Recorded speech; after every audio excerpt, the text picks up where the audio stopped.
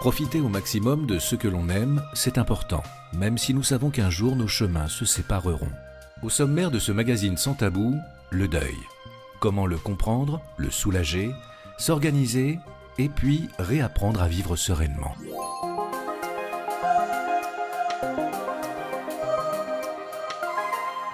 Le décès d'un conjoint ou d'un proche nécessite de nombreuses démarches administratives et certaines doivent être réalisées dans des délais rapides. Tour d'horizon de ces formalités incontournables avec Andrea Sima, conseillère funéraire. Ce sont les démarches pour prévenir les différents organismes et administrations du décès. Un décès génère un nombre impressionnant de démarches et de courriers à envoyer après un décès. Alors, il faudra dans un premier temps prévenir l'employeur. Si le défunt était demandeur d'emploi, il faudra aussi vérifier auprès de Pôle emploi s'il avait des droits ouverts. Il faudra prévenir la banque. Il faut savoir que les comptes sont bloqués au moment du décès.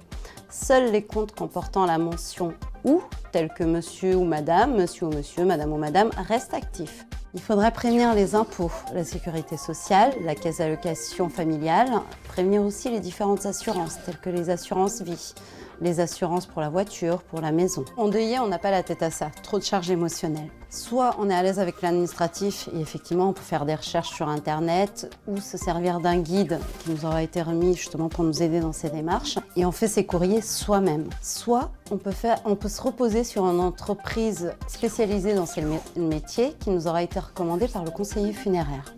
Après un entretien téléphonique personnalisé, cette entreprise prépare tous les courriers et il ne vous restera plus qu'à les signer, les timbrer et les poster. En conclusion, soit vous êtes à l'aise avec l'administratif et vous pouvez faire vos démarches vous-même, en sachant que souvent on oublie quelque chose, tel qu'une copie du livret de famille ou un acte de décès, soit ce n'est pas le cas et on peut se reposer sur une entreprise spécialisée dont c'est le métier.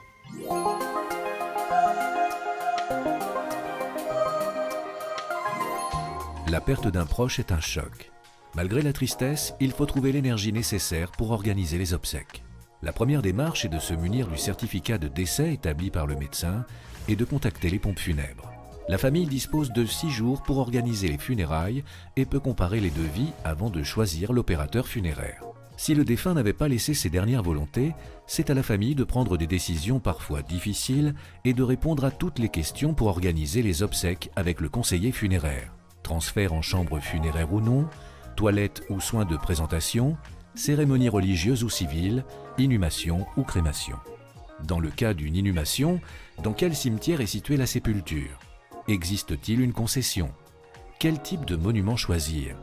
Si l'on opte pour la crémation, il faut choisir où les cendres seront déposées ou dispersées.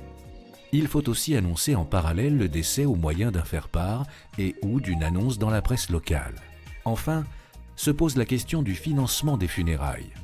Le défunt avait-il souscrit un contrat de prévoyance obsèques? La famille est-elle éligible à certaines aides?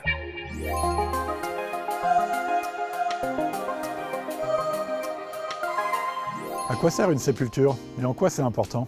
Une sépulture, c'est une tombe qu'on trouve dans les cimetières.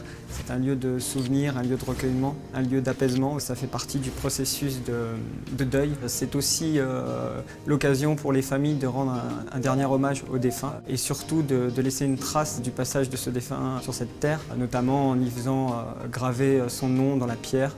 J'ai même certaines familles qui vont faire graver des textes qui vont être en rapport avec le défunt, voire même des messages qui vont traverser les années, les décennies, voire les siècles.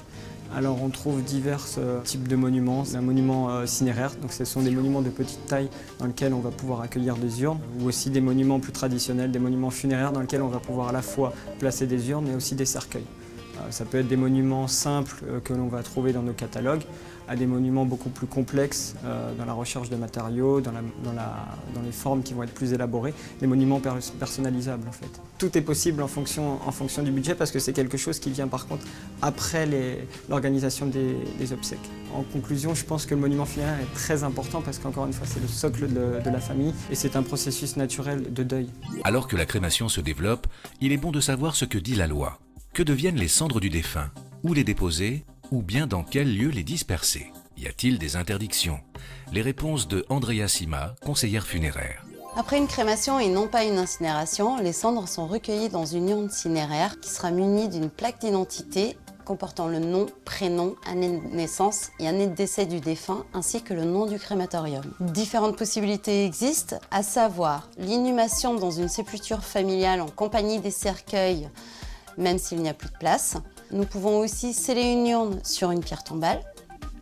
Il est possible également d'inhumer une urne en case de columbarium ou dans un cave-urne, petite concession d'1 mètre carré spécialement aménagée pour l'inhumation des urnes.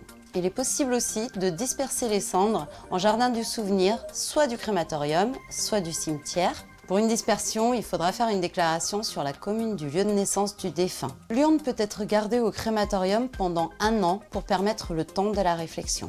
Il est interdit de garder une urne chez soi, d'y disperser dans un jardin privé, de partager les cendres d'un défunt ou de mélanger les cendres de plusieurs défunts. En conclusion, je dirais qu'il est important de dire de son vivant que l'on souhaite une crémation et de parler de la destination de ses cendres.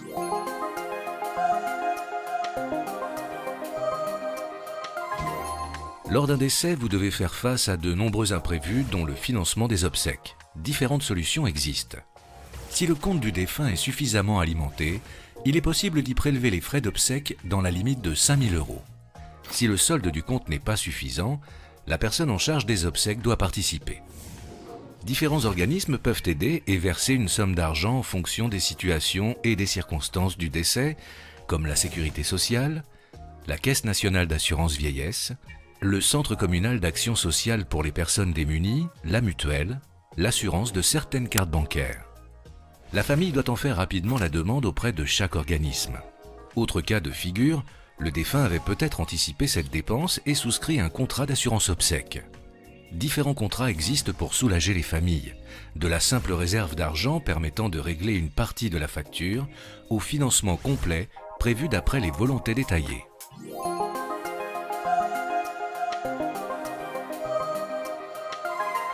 À quoi sert un contrat de prévoyance obsèques ?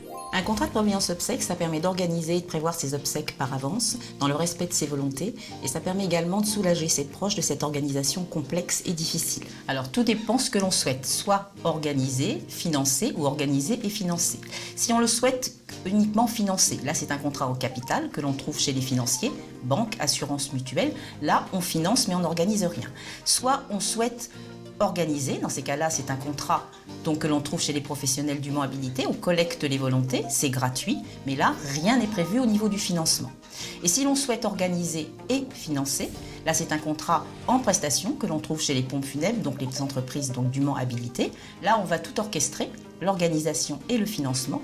Le jour venu, la famille a uniquement un numéro de téléphone à composer.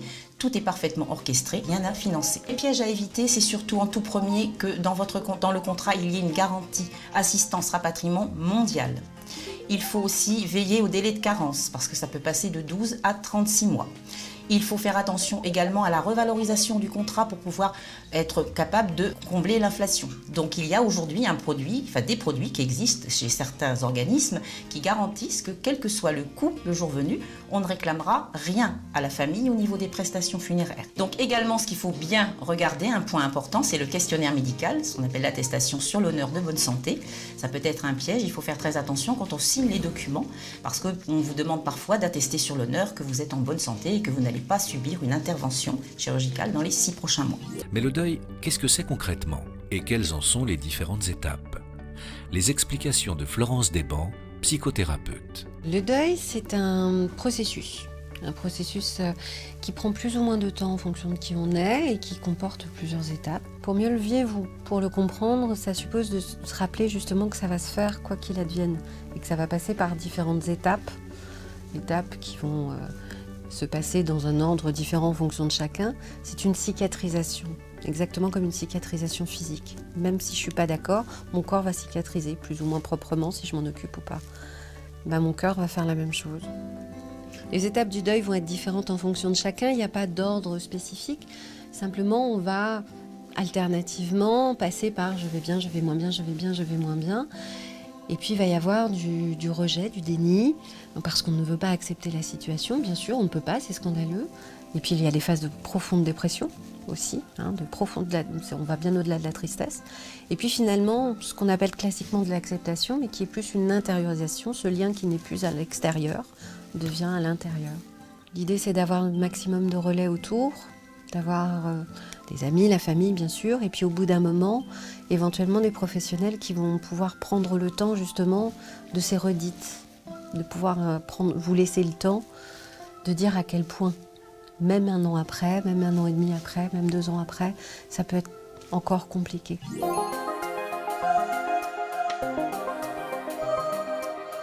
Face à la perte d'un proche et à l'organisation de ses obsèques, nous sommes confrontés à une multitude de décisions à prendre. Que dit la loi concernant les prestations funéraires? En clair, qu'est-ce qui est obligatoire et qu'est-ce qui ne l'est pas? Tout d'abord, si le décès survient à l'hôpital, en maison de retraite ou au domicile, le corps du défunt peut être transféré dans une chambre funéraire pour permettre aux familles de se recueillir dans de bonnes conditions sanitaires. Mais cela n'est pas imposé par la loi. Le défunt peut rester à domicile ou y être rapatrié. S'il portait un pacemaker, celui-ci doit être impérativement retiré. Pour une inhumation comme une crémation, le cercueil est obligatoire. Il doit être équipé de 4 poignées au minimum, d'une plaque d'identité au nom du défunt et d'une garniture biodégradable. Libre à vous de choisir le modèle et d'y ajouter un capiton pour personnaliser la présentation du défunt et lui rendre hommage. L'urne, quant à elle, recueille les cendres dans le cas d'une crémation. Elle n'est pas obligatoire en cas de dispersion immédiate au jardin du souvenir, situé à côté du crématorium. Une plaque d'identité est aussi exigée sur l'urne. Selon la réglementation, après avoir validé ensemble tous les détails des obsèques, les pompes funèbres doivent vous remettre un devis normé et détaillé.